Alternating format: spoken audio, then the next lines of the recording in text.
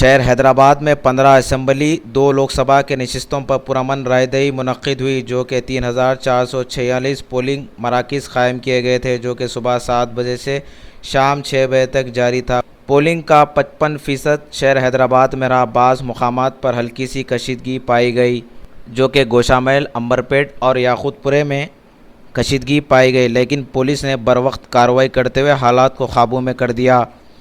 Police का भारी बंदोबस्त देखा गया और हसास मुकामात पर ज़ायद पुलिस के जवानों को तैनात किया गया था, जो कि 18,000 पुलिस जवान मौजूद थे।